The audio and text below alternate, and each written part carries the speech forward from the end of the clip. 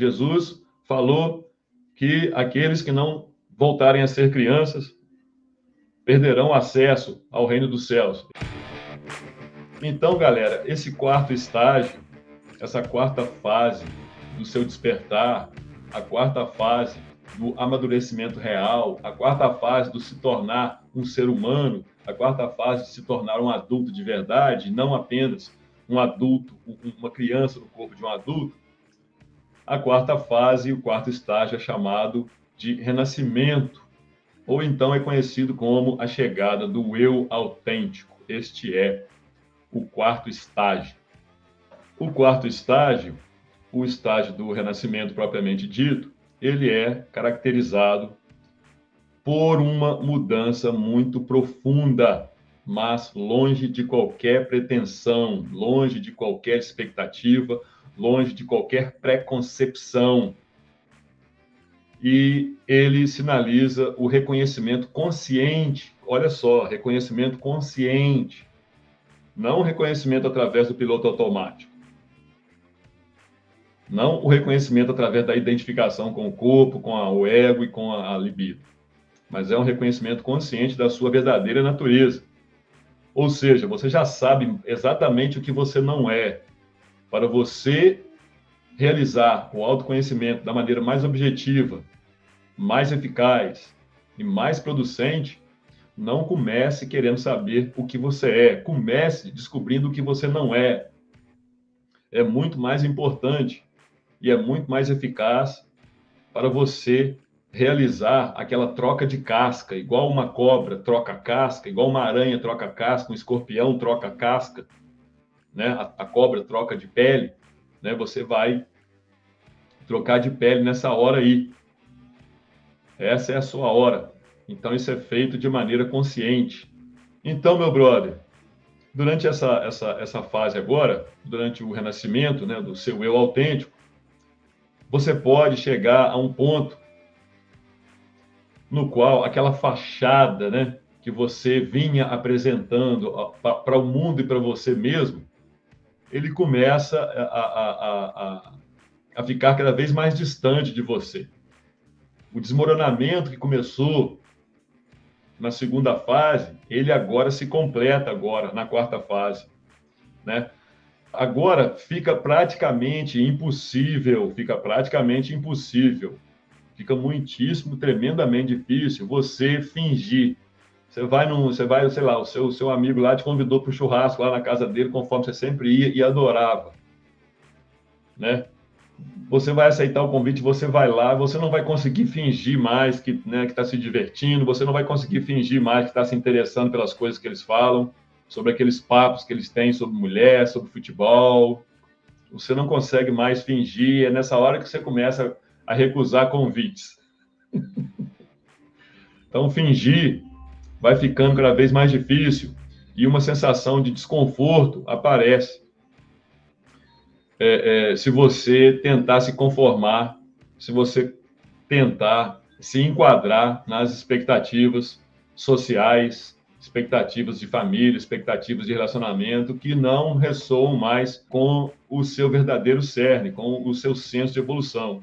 Essa fase, frequentemente, ela revela a tua essência genuína, semelhante ao que você era antes do condicionamento social influenciar você. Ou seja, é como se fosse um retorno à infância. Por isso que Jesus falava: aquele que não voltar a ser criança não terá acesso ao reino dos céus. É isso que ele quis dizer. Você recupera a sua autenticidade. Lembra? Já falei várias vezes, citando o Dr. Gabor Maté. Quando da sua mais tenra infância, você, gradativamente, desde criança de colo, você foi abdicando, você foi trocando a sua autenticidade em troca da aceitação dos seus pais, para que os seus pais se apegassem a você, você foi se apegando aos seus pais. Então, na tentativa de fazer com que os seus pais se apegassem a você, gostassem de você, te achassem fofinho e ficassem cada vez mais apegados a você, você começou a ficar apegado a eles. Para que você conseguisse a aceitação da sociedade, você foi aceitando a sociedade cada vez mais. Você foi ficando cada vez mais escravo dessa aceitação. Por quê? Por causa do estado natural de debilidade, de carência, de dependência da criança. Mas isso vai te seguindo por toda a vida, porque isso é uma característica básica de sobrevivência e reprodução do ser humano. E isso vem nos acompanhando por milhares de anos. Desde quando não havia muita tecnologia, desde quando, ao fazer parte de uma tribo, se você fosse excluído por algum motivo, se você fosse expulso dessa tribo, você se encontrava imediatamente em maus lençóis, você poderia ser morto por uma fera qualquer, se você não tivesse a ajuda do seu grupo, da sua tribo. Você poderia ser morto por um grupo inimigo ou um grupo rival. Se você não fosse morto, você poderia ser escravizado por eles e várias outras coisas. Você não ia ter acesso mais aos benefícios daquela tribo, você não ia ter acesso mais às mulheres. Então, desde os primórdios, né, o nosso cérebro, através das reencarnações, ele vem trazendo essa característica que é do nosso sistema límbico, que é a parte do nosso cérebro que está preocupada única e exclusivamente com sobrevivência e reprodução, procriação. Então, isso tudo ajuda muito a te ferrar, isso tudo te ajuda muito a ficar perpetuamente apegado à sociedade, apegado a tribalismo e assim por diante. Então, você retorna àquela infância, ou seja, você retorna àquela fase onde você tinha total autenticidade, mas não tinha nenhuma consciência. Só que esse retorno agora é diferente, porque você agora retorna para a sua infância no que diz respeito a recobrar a sua autenticidade, mas agora você não retorna de mãos vazias. Você retorna com um tesouro nas mãos, que é o que? A consciência. Você não é mais uma criança inconsciente, agora você é um adulto consciente. Consciente, ou seja, aquele cara que não é controlado pelo piloto automático, aquele cara que não é controlado pela sua libido, seus desejos sexuais, aquele cara que não é controlado pela sua gula, aquele cara que não é controlado pelas suas emoções, a sua raiva, especialmente a raiva, né? Na hora do trânsito, né? Na hora de estar dirigindo lá, hein? E assim por diante. Então, é um contexto bem diferente, né? Quando você lê na Bíblia, né, que Jesus falou que aqueles que não voltarem a ser crianças perderão acesso ao reino dos céus. Ele não quis dizer que você deve voltar a ser uma criança, que é bobão, né? Muito autêntica, né? Mas dá a mão e vai seguindo qualquer um, depois vai ser sequestrado, vai ser estuprado. E a criança é assim. A criança ela é muito autêntica, mas é muito ingênua. Entendeu? Qualquer um que ela nem conhece, chama ela, vem aqui que eu vou te dar um docinho. A criança vai, e aí que, né, que as desgraças acontecem. Então, não é um retorno à infância inconsequente, inconsciente, não, pelo contrário. Agora você vai ter o melhor dos dois mundos, a autenticidade e o senso de justiça da criança, e você vai ter a consciência do adulto, do ser humano completo. Então, esse é um momento em que as expectativas sociais, né, o momento quando você era criança, aquele, né, era o momento onde as expectativas sociais ainda não tinham moldado, programado, deturpado a sua identidade. Ou seja, a sua falsa identidade. Né? A sua falsa identidade ainda não tinha se formado. E todos os problemas da sua vida acontecem porque você vai gerir a sua vida, você vai construir a sua vida em volta de uma identidade falsa, que não tinha sido brotada de dentro da sua autenticidade. Ela tinha sido gerada de fora para dentro, não de dentro para fora. Agora, ela está sendo gerada da maneira correta, de dentro para fora. Você está me entendendo? Então, durante essa quarta fase, durante esse estágio, você começa a gozar de uma percepção ampliada do que genuinamente, do que verdadeiramente se alinha, o que tem a ver com o seu eu interior, que agora está desabrochando, está florescendo. Então, meu brother, é aquele negócio, né? Ó, relacionamentos com pessoas desequilibradas, ocupações que não têm mais sentido, não tem mais nada a ver com você, atividades e objetivos que não servem mais ao teu eu autêntico, isso aí vai começar a ser descartado sem misericórdia por você.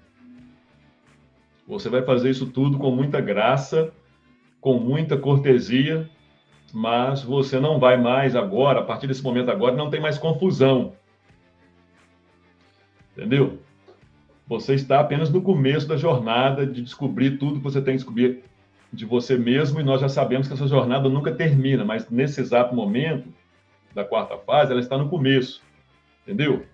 Então, você agora tem parâmetros, agora você tem um padrão de qualidade que você não aceita mais baixar, você não aceita mais. Essa é a fase onde você realiza e pratica todo dia o antes só do que mal acompanhado. Essa é a fase do antes só do que mal acompanhado. Você vai sentir uma incapacidade, você não vai ser capaz de suprimir o seu eu verdadeiro. Você não vai conseguir suprimir a sua voz verdadeira. Logicamente, você também não vai jogar pérolas aos porcos, né? Não, Bruno? Não vai jogar pérolas aos porcos. Você vai prezar cada vez mais o silêncio, especialmente em momentos onde o silêncio se faz fundamental. Entendeu? Você não vai suprimir a sua voz verdadeira no que diz respeito a você mesmo. É isso que eu estou querendo dizer. Ah, o tiozão falou que agora eu não vou suprimir mais a minha voz, então eu vou entrar em tudo quanto é debate, eu vou sair por aí desperdiçando pérolas com os porcos, vou sair presenteando tesouros para quem não merece. Não, não é isso que está sendo falado aqui. Essa sua voz verdadeira é você num diálogo consigo mesmo. E você também, a partir de agora, você não vai, de maneira alguma, se comprometer com planos e objetivos que não te interessam mais, ou você não vai mais fazer nada daquelas coisas que você fazia só para agradar os outros. Nada daquilo. Isso não significa que você vai tratar as pessoas com frieza, isso não significa que você vai tratar as pessoas com descortesia, com indelicadeza. Não, isso não tem nada a ver. Isso aqui não é mais a Red Pill Rage. A Red Pill Rage é como se fosse na segunda fase, a noite escura da alma, beleza? Muito cuidado com isso aí. Então, meu brother, em muitos casos, esse estágio, essa fase, ele vai envolver mudanças muito significativas na sua vida. Né? Nessa hora, pode ser que você vai abandonar um emprego que você tinha há anos. Pode ser que vai acontecer isso. Tem um caso muito maneiro, que é um caso até um tanto quanto recente, poucos anos atrás, de um coach de sedução, o Elias Mamam. E ele é um cara que tinha um canal no YouTube com mais de 1 milhão de inscritos. Ele começou aquele canal ensinando ensinando os beta a conseguir a mulherada pelo Tinder. Aqueles caras que são muito feios e tem muita vergonha, morre de medo de chegar numa mulher. Ele ensinava esse cara como chegar nas mulheres através de texto. Foi aí que ele começou a ganhar seguidores. Depois ele começou a abranger, né, ensinando qualquer tipo de cara a facilitar a vida dele pegar mulher. Então ele conseguiu uma grande notoriedade, conseguiu fazer a fortuna dele com os cursos e tudo mais. Ele é um cara bastante rico. Eu não sei se ele chega a ser milionário, mas ele é bastante rico. Entendeu? O cara mora em Alphaville e assim por diante. E ele é um cara que fazia aquele serviço que o nerd sedutor fazia. Eu até fiz um vídeo agora, há pouco tempo agora, esculhambando o nerd sedutor. Mas ele fez uma coisa, né, grandiosa, que você não vê esse nerd sedutor fazendo, e eu acho que eu nunca vou ver esse nerd sedutor fazendo e outros da laia dele. Ele percebeu que o trabalho que ele estava fazendo era um trabalho escroto, ele não estava ajudando as pessoas a se melhorarem. Ele não estava ajudando, ele percebeu isso, que ele estava ajudando os homens a serem piores. Ele percebeu que ele estava ajudando o mundo a ser um lugar pior, não melhor. Isso aí é ele mesmo falando, não sou eu que estou falando. E, ao mesmo tempo, também, ele começou a incomodar muito ele, que ele estava tendo paralisia do sono. Olha só, velho, ele tinha paralisia do sono, ele morria de medo. Então, ele começou, entendeu? Ele começou a buscar, entendeu? Então, ele decidiu, velho, ele decidiu parar de fazer. Olha, o conteúdo, o canal no YouTube, que deu tudo ele, em termos de grana, de conforto, de apartamento fora, ele comprou uma casa para a mãe dele. Ele era um cara, diferentemente do nerd sedutor. O nerd sedutor sempre foi um playboyzinho, filhinho de papai e mamãe, que, entendeu, não fazia bosta nenhuma, ficava por conta de promover festas nos fins de semana para a playboyzada amigo dele. O Elias, não, Elias é um camarada que ele perdeu o pai dele, ele era criança ainda, se não me engano, que criou ele e não tinha grana, a mãe dele era fodida, ele cresceu fodido, entendeu? Não tinha grana. E a primeira coisa que ele fez quando ele ganhou a primeira bolada boa dele, ele comprou uma casa para a mãe dele. Entendeu? Para tirar a mãe dele do sufoco. Então ele percebeu, aí ele abriu mão, olha só, cara, ele abriu mão, cara, ele teve que achar um outro nicho, olha, ele teve que começar o negócio dele do zero. Hoje ele não ensina mais esse negócio de ficar pegando mulher, hoje ele ensina as pessoas como desenvolver e como crescer o seu negócio digital, é isso que ele faz. Com os mesmos e outros gatilhos que ele ensinava para os caras pegar mulher, ele ensina agora os mesmos e outros gatilhos para a pessoa fazer o negócio dele crescer de forma orgânica, sem precisar do tráfego pago. Então, isso aí é um exemplo, né? É uma coisa até que me alegra muito ver um exemplo desse, porque isso é uma coisa muito rara. Quantos caras igual a esse você conhece? Hein? Ele mudou totalmente. Isso mesmo, chamava o jogo do texto, isso mesmo. Chamava o jogo do texto, Hoje o cara mudou totalmente. Então, galera, né, esse negócio nessa fase, né, ocupações, emprego, renda, coisas que te davam a renda, às vezes você vai dar uma pirada e vai falar, não quero saber mais disso, cara. Pode ser que você tenha um relacionamento, pode ser que você estava casado aí com uma pessoa aí há vários anos aí, de repente você vê que não era aquilo, você vê que você estava destruindo a sua vida e atrasando o lado da vida da pessoa, você pega e vai divorciar, entendeu? É nessa hora aqui que mudanças radicais acontecem. Olha, a quarta fase é a hora de um alto nível de reavaliação, de você encara essas reavaliações de forma muito séria. Você não está de brincadeira agora. Por quê? Porque agora você recuperou a sua autenticidade. Essa quarta fase poderia ser chamada também da fase da autenticidade, né? Eles falaram, o seu ser autêntico volta. E agora essa fase, esse período, esse estágio, ele também pode ser marcado por uma sensação de agitação à medida que a velha energia vai definhando e vai morrendo, né? Abrindo espaço para a chegada dessa nova energia e ela vai enchendo, né, o jarro, ela vai, né, o jarro, o vaso de planta, ele vai esvaziando, agora ele vai enchendo, né? Então, no que ele vai enchendo, imagine você esvazia um jarro d'água, depois você vai colocando água. No que você vai colocando água, tem aqueles turbilhões, não é? Natural, sem problema nenhum. Entendeu? Então, cara, esse estágio é o estágio que produz mudanças mais significativas, e muitas delas, para quem está do lado de fora, são mudanças assustadoras. Nessa hora, seus amigos, a sua família falam, caralho, velho, o cara saiu do emprego, o cara largou da mulher, ou então o cara mudou de cidade, ou então o cara, entendeu? Ou então o cara começou agora numa profissão que eu nunca esperava que ele fosse começar, e assim por diante. Pô, o cara parou de sair, o cara não frequenta mais balada, night, entendeu? É nessa fase que começa a acontecer coisa que as pessoas ficam assustadas. Pô, não acredito que o fulano agora está fazendo isso, ou não acredito que ele deixou de fazer, está deixando de fazer aquilo, não faz mais aquilo assim, outro. Nessa hora que você começa a largar os vícios para lá, nessa hora você começa a tomar melhor cuidado do seu corpo, você começa a comer melhor, você começa... A reestruturação, é geral, a parada é intensa, porque são todas as áreas da sua vida. Porque, galera, quando você recobra autenticidade, essa autenticidade recobrada, recuperada, ela não vai funcionar, ela não vai atuar só sobre uma faceta do seu ser, da sua vida. Ela vai atuar sobre todas as áreas da sua vida. E não é pouca coisa. Então, isso é muito bom.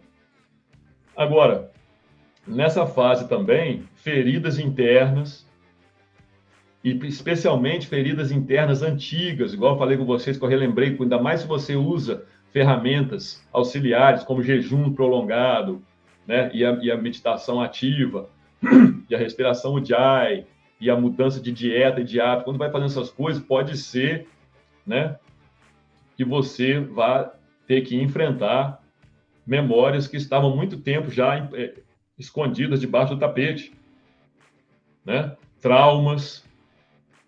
Você pode revisitar traumas, você vai lembrar deles com maior clareza, e eles vão ressurgir. E eles têm que ser reconhecidos, eles têm que ser liberados.